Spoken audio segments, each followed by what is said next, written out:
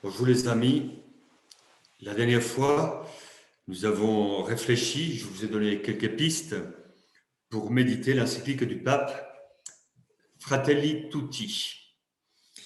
Et nous avons insisté sur la dimension de la fermeture du monde, un monde fermé. Et le pape souligne des aspects qui sont bien réels et tristes. Donc il y a beaucoup de violence, beaucoup de haine, des divisions, des tensions, un manque de solidarité et finalement un manque d'amour. Et alors face à ce monde qu'il appelle fermé, il propose une piste nouvelle à partir de l'évangile. Et ce que nous allons voir maintenant, c'est ouvrir le cœur au monde. Un monde ouvert.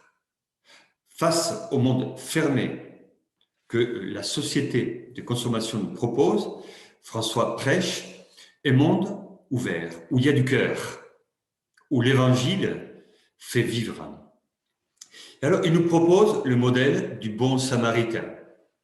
Voilà, quelque chose d'extrêmement simple. Combien de fois chacun de nous a lu, médité, prié et peut-être fait une formation sur le bon samaritain. C'est un joli terme. Un bon samaritain. On l'appelle bon. Il y a le bon larron, il y a le bon samaritain. Ils sont bons. Donc, ils mettent en valeur non pas une attitude ou une mystique compliquée ou une hauteur intellectuelle extraordinaire, mais on met en valeur la bonté. Si on veut un monde ouvert, qui a du cœur, il faut mettre en valeur, il faut susciter ou ressusciter la bonté. C'est à partir du numéro 56 de l'encyclique. Alors, il y a d'un côté le déterminisme, un certain fatalisme, pour d'autres il y a du fanatisme, il y a de l'indifférence, et le pape propose une parabole de l'évangile. Une parabole simple, claire, directe, avec un message évident. Voilà, nous voyons dans la parabole que nous connaissons un homme agressé, blessé et abandonné. Il est là sur le chemin. Des personnes passent devant lui, mais ils sont indifférents, sans doute trop occupés, trop pris, ils n'ont pas le temps. Ils ont un statut social, alors ils ont plein de choses à faire. Et ils le voient, mais ne s'arrêtent pas. Ils continuent leur chemin. Une autre personne fait preuve de bonté et de compassion. Le Samaritain, donc quelqu'un qui a une autre culture, une autre religion, une autre tradition, il voit un homme en état de souffrance et il s'arrête, il se pose.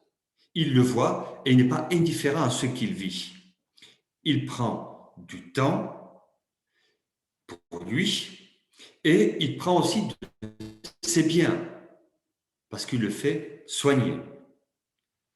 Quand on regarde et on étudie et on médite la parabole du bon samaritain, nous voyons un enseignement rapide, mais finalement, cette histoire, elle est pour nous, aujourd'hui, au XXIe siècle, cette histoire, cette parabole nous parle. La parole de Jésus n'est pas du tout anachronique. Il y a une sagesse qui nous provoque, qui ressuscite en nous ce qui est bon et ce qui est bien. Le pape nous dit, mais finalement, si nous voulons être tous des frères, quel regard avons-nous vers l'autre? Est-ce que nous voyons l'autre peut-être blessé, peut-être agressé, peut-être abandonné? Est-ce que nous le voyons d'une manière, comme le prêtre, le lévite et les autres, avec beaucoup d'indifférence? Ou est-ce que nous sommes capables de le voir et d'avoir compassion de la personne? Finalement, quelque part, il y a un appel à l'humanité, à être profondément humain avec les autres. Parce que cet homme qui a été blessé et abandonné, il ne cherchait pas le malheur et la douleur, mais des brigands sont passés dans sa vie. Et ces brigands ont provoqué des souffrances. Et en même temps, ce qui est merveilleux, c'est que les brigands sont passés dans sa vie, mais le bon samaritain aussi est passé dans sa vie. Alors, les brigands, mais aujourd'hui, il y en a. Il y en a. Peut-être pas comme à l'époque de Jésus, mais d'une manière peut-être plus subtile, différente. Il y a des personnes qui font souffrir. Il y a des personnes qui blessent. Il y a des personnes qui laissent les autres à côté du chemin, sous le bord du chemin, qui les abandonnent même. Et justement, il est important de savoir qui sont les brigands, qui sont ceux qui sont très occupés par leur métier et qui sont ceux qui sont capables de compassion. Alors, le pape François parle d'un prochain sans frontières. Voilà, il nous parlait dans la première partie de la fraternité sans frontières. Là où nous mettons des obstacles, là où nous mettons des limites, le pape nous dit il faut être libre. Une fraternité sans frontières. Et là, le prochain ne doit pas avoir des frontières. Voilà, c'est un étranger en fait qui est mis en valeur. Un étranger, un samaritain qui aide un juif. Et il ne l'aide pas parce qu'il est juif ou l'autre, il l'aide parce qu'il est blessé, parce qu'il souffre, parce qu'il n'est pas indifférent à sa souffrance. Alors, pour vivre d'une manière sereine, je dirais vraie, réelle, la vie, le pape nous invite à nous centrer sur l'amour. Oui. C'est pas très original, mais c'est fondamental. Parler d'amour, incarner l'amour, se centrer sur l'amour, comme dit François, le pape. Et pourquoi? Parce que nous sommes tous frères. Matthieu 23, 8. Nous sommes tous frères. Tous frères. Voilà, comme le titre de la cyclique. Tous. Donc, il faut dépasser les frontières que nous construisons nous-mêmes pour mettre des barrières avec les autres. Nous sommes tous frères. C'est l'Évangile qui nous le dit aussi. L'Évangile de Matthieu. Donc, il est important de créer une société ouverte, capable d'accueillir, capable d'aimer. Parce que la fraternité, nous ne la vivons pas juste qu'entre nous, d'une manière hermétique, fermée, intimiste. La fraternité, nous la vivons en société, avec les autres. Donc, si la société est ouverte, elle est capable d'accueillir, elle est capable d'aimer. Et il est important, nous dit le pape, de donner une visibilité à l'amitié sociale. Il parle de l'amitié sociale. L'amitié sociale est importante. Il ne s'agit pas juste d'être partenaire, d'être proche, d'avoir une certaine sympathie ou une certaine philanthropie. Il s'agit d'aller plus loin. Il s'agit d'incarner l'amour. Et il nous parle même de la devise de la République française, liberté, égalité, fraternité, à un certain moment. Pourquoi? Parce que l'amour doit être incarné, visible et universel. Il doit être incarné parce qu'autrement, on parle beaucoup d'amour, amour, gloire et beauté, voilà, on reste à un niveau poétique et sympathique, mais s'il n'y a pas d'incarnation, il n'y a pas de visibilité. Et s'il n'y a pas de visibilité, il est difficile de croire.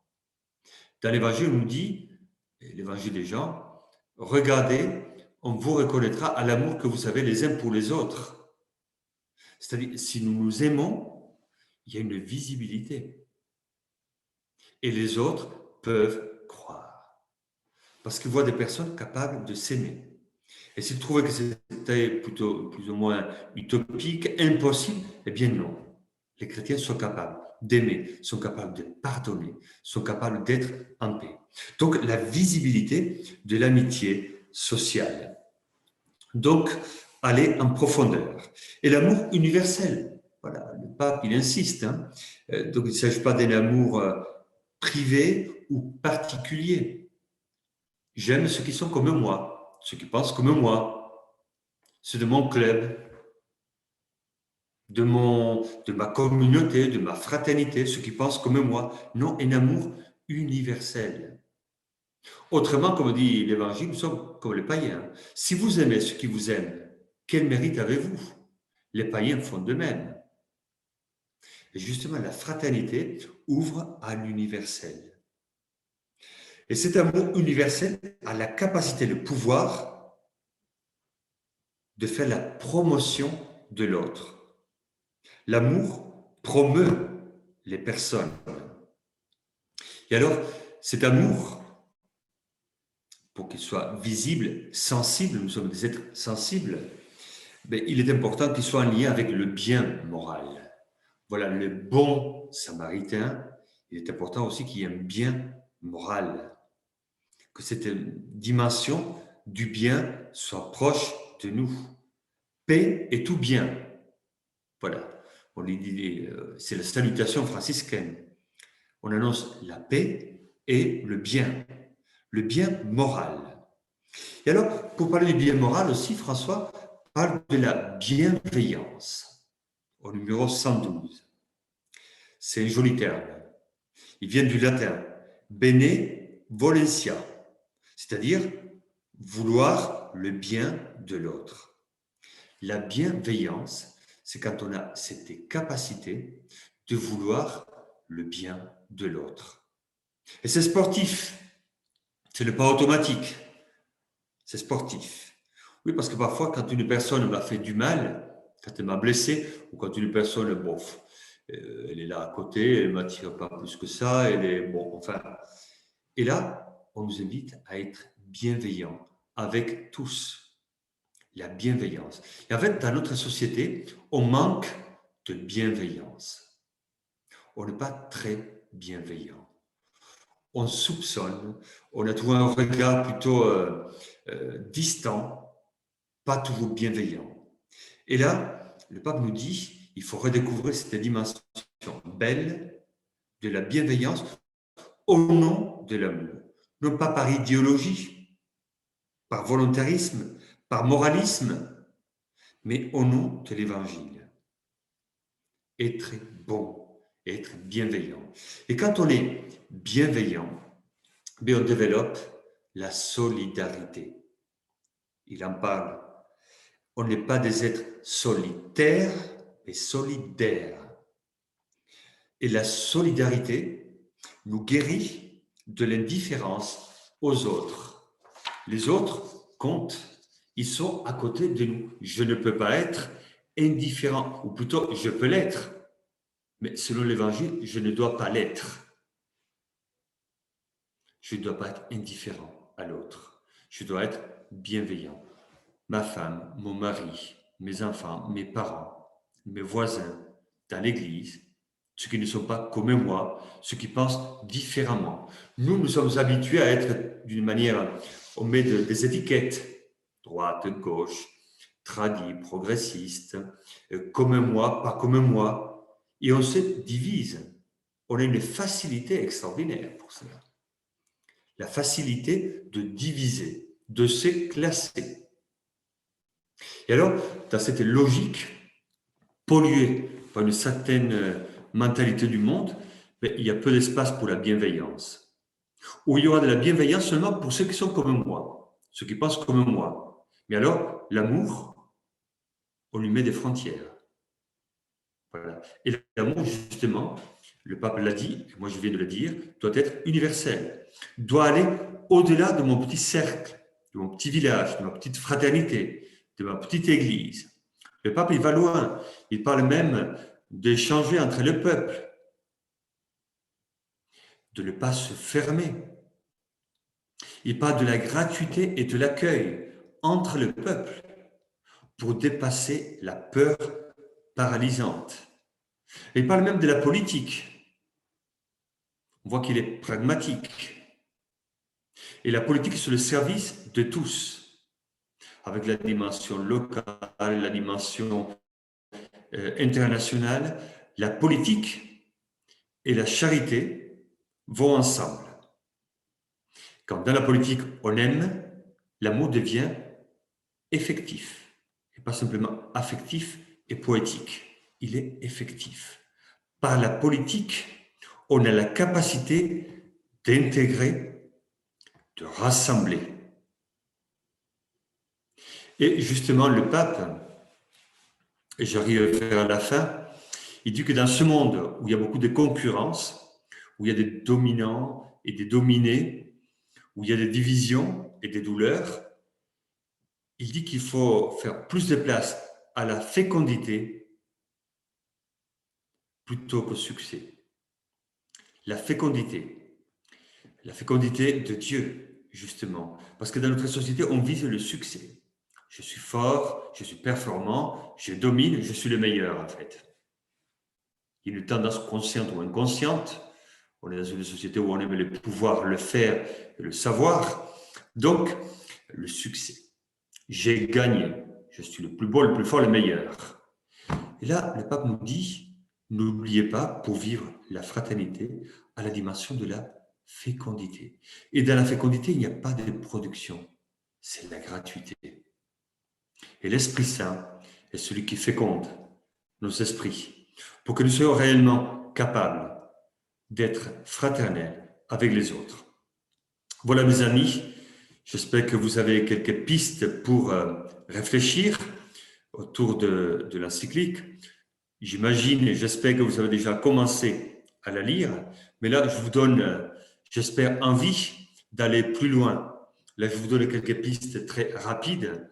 Après, dans l'encyclique, il y a la densité, et vous la trouvez dans notre site. Il y a de la densité, et on peut la méditer, on peut la prier. Je pense qu'il est important qu'on puisse la partager dans nos fraternités à nous, dans nos fraternités locales.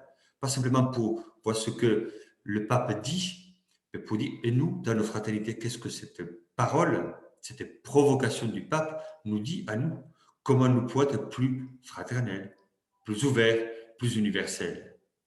Merci et on se donne rendez-vous pour la 3e rencontre la semaine prochaine.